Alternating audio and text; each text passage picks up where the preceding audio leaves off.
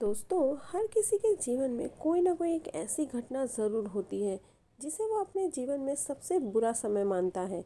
लेकिन किसी न किसी रूप में कोई ना कोई हमेशा उन परिस्थितियों में मदद के लिए पहुंच ही जाता है। मैं आज आपको एक ऐसी घटना बताने जा रही हूँ। ये घटना मेरे मौसी के बेटे, जिनका नाम विजय था, उनके साथ घटी थी। वो मेरे ही बड़े भाई हैं और ये घटना भी काफ़ी पहले की है। तब वो करीब 16 साल के रहे होंगे। तब मौसी कानपुर मेडिकल कॉलेज के पास एक हैलेट में रहती थी। भैया के दादाजी काफ़ी जाने माने इंसान थे। वहाँ की अच्छी खासी हस्तियों में उनका नाम था। मैगजीन कॉर्नर के नाम से किताबों की उनकी एक अच्छी खासी दुकान थी और न्यूज़पेपर के कानपुर में सबसे बड़े हॉकर थे। उनका नाम कुछ और ही था, मगर सब वहाँ उन्हें आनंद के नाम से जानते थे। आनंद के नाम से प्रसिद्ध वो व्यक्ति अपनेपन, उदारता और सौम्य व्यवहार की परिभाषा थे। हैलेट में रहने के कारण वे लोग कानपुर मेडिकल कॉलेज के बहुत पास रहते थे। विजय भैया और उनके बड़े भाई अक्सर मेडिकल कॉलेज के पार्क और बगीचों में खेलने जाया करते थे। वहाँ के लोगों के साथ अच्छे व्यवहार की वजह से उन्हें कभी कोई मना नहीं करता था। रोज के जैसे ही दिन चल रहे थे। दिवाली आने को थी और बच्चों की छुट्टियां चल रही थी। दोनों भाई उस दिन साइकिल से खेल रहे थे। वो दोनों वहीं मेडिकल कॉलेज से थोड़ी दूर पर ही साइकिल से घूम रहे थे। घूमते हुए मेडिकल कॉलेज के पास आ गए। वहाँ उनके बड़े भैया साइकिल से उतर गए और एक अंकल जी जो पहचान के थे उनसे कुछ बातें करने लगे। विजय भैया वहीं साइकिल पर बैठे थे। अभी 5 मिनट ही हुए होंगे कि अचानक विजय भैया साइकिल समेत नीचे गिर पड़े। वो अंकल और बड़े भैया उनके पास आए और उन्हें उठाया, मगर वो बेहोश हो चुके थे। दोनों ने सोचा कि शायद संतुलन खोने की वजह से सो गया है और वो उन्हें उठाकर घर ले आए। घर आने पर मौसी जी उनके मुंह पर पानी वगैरह छिड़का, मगर उन्हें होश नहीं आ रहा था। अचानक उनकी सांसें उखड़नी सी लगी और वो लंबी लंबी सांसें लेने लगे। विजय, विजय, सब आसपास उनके नाम से उन्हें बुलाए जा रहे थे, मगर उनकी तरफ से कोई जवाब नहीं आ रहा था और आंखें भी नहीं खुल रही थी। मेडिकल कॉलेज पास ही था, इसलिए बिना देर किए वहाँ मौजूद सब लोग, वो अंकल, मौसी, मौसा जी, भैया को लेकर सीधा इमरजेंसी में पहुँचे। सभी को बाहर करके डॉक्टर जांच करने लग गए। सर पर कोई चोट नहीं थी और ना ही शरीर पर कोई खरोचों के अलावा कोई बड़ा जख्म था। सांसें फिर भी उखड़ने सी लगी। डॉक्टर ने ऑक्सीजन देने वाला मास्क लगा दिया। सांसें फिर भी काबू में नहीं आई। थोड़ी थोड़ी देर में उखड़ने लगती और फिर जब प्रेशर बढ़ाया जाता तो साधारण हो जाती। डॉक्टरों को बेहोशी की वजह का पता नहीं चल रहा था, इसलिए उन्होंने इमरजेंसी एक्सरे करवाया। वो भी नॉर्मल था, बिल्कुल कहीं से कोई खराबी नहीं दिखी। वहीं दूसरी तरफ एक आदमी दौड़ा दौड़ा गया और दादाजी से बोल दिया, आनंद जी, आपका पोता अस्पताल में है और बहुत सीरियस है। उन्होंने बिना किसी देर के दुकान में बिना ताला लगाए केवल शटर गिराया और सीधा मेडिकल कॉलेज पहुंच गए। वहां सब उन्हें जानते थे, इसलिए उन्हें किसी से भी अपने पोते के बारे में पूछने की ज़रूरत नहीं पड़ी। डॉक्टर खुद आए और सारी परिस्थितियों से अवगत कराते हुए भैया के पास ले गए। हालात काफ़ी नाजुक बताकर 5-7 डॉक्टर लगातार निगरानी में लगे थे।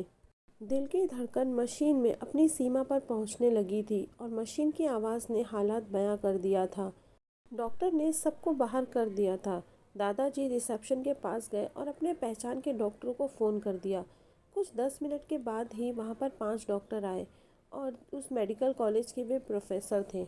दादाजी ने मिलकर उन्हें पहले सारी बात बताई। फिर उन्होंने ध्यान से सुना और बिना देर किए उस वार्ड की तरफ बढ़ गए जहां भैया को रखा गया था। उनके दरवाज़ा खोलने से पहले ही अंदर से बाहर आ रहे डॉक्टर ने दरवाज़ा खोल दिया और प्रोफेसर को देखते ही कहा कि सर, कोई फ़ायदा नहीं, लड़का मर चुका है। हालांकि ये बात उसने धीरे से ही कही, लेकिन दादाजी ने ये बात सुन ली और घबरा कर ज़ोर ज़ोर से रोने लगे। बाकी डॉक्टर और प्रोफेसर ने उन्हें संभाला और उनमें से एक बड़े प्रोफेसर, जिनका नाम प्रोफेसर नेगी था, उन्होंने खुद भैया को चेक करने को कहा और उनके साथ बाकी 3 बड़े प्रोफेसर वार्ड में सहायक डॉक्टरों के साथ चले गए। बाहर एक प्रोफेसर अभी भी दादाजी के साथ थे और उन्हें समझा रहे थे कि प्रोफेसर को जांच करने दो, ईश्वर ने चाहा तो सब ठीक हो जाएगा। अंदर से आने वाली प्रोफेसर की आवाज़ें वहाँ मौजूद लोगों की सांसों को ऊपर नीचे होने पर मजबूर कर रही थी। देखो, धड़कन चली क्या? ठीक से यहाँ दबाव बनाओ। अब बताओ, पैरों को देखो, हिलते हैं या नहीं? जान है, जान है, देखो थोड़ा हिल रहा है इसका हाथ। इस तरह की आवाज़ें लगातार सांसें ऊपर नीचे करती जा रही थी। फिर अचानक सारे प्रोफेसर शांत हो गए और करीब 10 मिनट तक कोई आवाज़ नहीं आई। तभी प्रोफेसर नेगी बाहर आए और बताया कि बच्चे को कुछ नहीं हुआ है। आनंद जी, बस आप प्रार्थना कीजिए कि वो जल्दी ठीक हो जाए। इस बात से सबको राहत तो मिली, मगर अभी भी प्रार्थना जारी थी। प्रोफेसर भी इस बात से बहुत परेशान थे कि सारी रिपोर्ट नॉर्मल है तो इतनी सीरियस हालत की वजह क्या है। फिलहाल प्रोफेसर उनकी निगरानी में लगे हुए थे और आनन फानन में कई एक्सरे दोबारा लिए गए। उन्होंने ये बात मामा जी और मौसा जी से भी कही कि हम अभी सिर्फ जो परेशानी सामने है उसका इलाज कर रहे हैं, मगर इस बेहोशी और इस हालत की जड़ हमें नहीं मिल पा रही। सब कुछ नॉर्मल है, मगर पता नहीं क्या हुआ है, ऊपर वाले को क्या मंजूर है। अब सब कुछ ऊपर वाले के ही हाथ पर छोड़ दीजिए। घबराहट और बेचैनी ने दिमाग का चलना भी रोक दिया था। किसी को समझ नहीं आ रहा था कि किया क्या जाए, किसके पास जाए। रात होने लगी थी, मगर भूख प्यास से बेखबर दादाजी, मौसा जी और मामा जी हॉस्पिटल में ही जमे हुए थे। दादाजी को घर भेजकर मामा जी और मौसा जी केवल हॉस्पिटल में वहीं रुके थे और आईसीयू में भर्ती भैया की समय समय से खबर ले रहे थे। भैया की हालत वैसे ही बनी हुई थी, कोई होश नहीं था उन्हें। रात के करीब 1 बज रहे थे। मामा जी रोते हुए उदास होकर बाहर बैठे थे। तभी पीछे से आवाज़ आई, काका भैया नमस्कार। मामा जी ने पीछे मुड़कर देखा और बिना मुस्कुराए जवाब दिया, अरे मन्नीलाल, कैसे हो? हम तो ठीक है, आप बताइए इतनी रात को यहाँ कैसे? उन्होंने मामा जी से पूछा। मामा जी ने शुरू से आखिरी तक सारी बात बताई। इतना कुछ हो गया, हमें बताया नहीं, हम तो यही हैं ड्यूटी पर, वहाँ पीछे मुर्दा घर में। उन्होंने मामा जी की परेशानी समझते हुए कहा, क्या बताएं भैया, सुबह से तो खाने पीने का होश भी नहीं है, घर पर दीदी भी बेहाल पड़ी है, समझ नहीं आ रहा क्या होगा। मामा जी ने अपना सारा दुख नम आंखों से उनके सामने रख दिया। भैया परेशान ना हो, बस 3 घंटे और रुक जाओ, सुबह होते ही हम अपना झोला ले आए, फिर देखते हैं कहीं कोई और बात तो नहीं है। उन्होंने मामा जी से कहा। देखो भैया, जैसा बन पड़े करो, बस ये ठीक हो जाए, मामा जी ने उनसे नाउम्मीदी से कहा। उसके बाद थोड़ा इधर उधर की बात और वापस आकर मामा जी वहीं आईसीयू के बाहर बैठ गए। जस के तस दोनों ने रात वहीं गुजार दी। रात भर भैया में कोई बदलाव ना देखते हुए डॉक्टरों ने उन्हें आईसीयू से अलग एक वार्ड में रख दिया।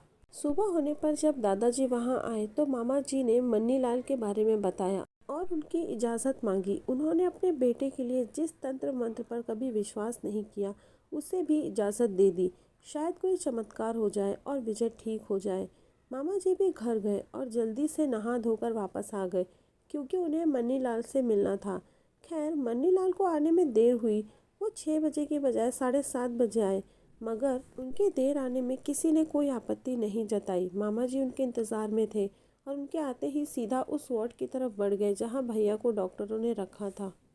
मामा जी अंदर गए, लेकिन ये क्या, मन्नीलाल तो दरवाजे के बाहर ही खड़े थे। मामा जी ने उन्हें अंदर आने का इशारा किया, मगर फिर भी वह खड़े रहे, अंदर आने की कोशिश करते और फिर वहीं खड़े हो जाते।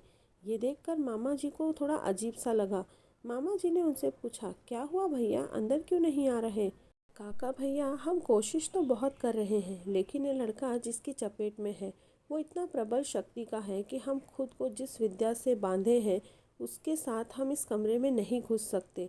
उन्होंने थोड़ी सी माथे पर चिंता की लकीरों को उभर कर कहा। मामा जी चिंतित हो गए और उन्होंने कहा, अब क्या होगा, अब आगे कैसे करेंगे?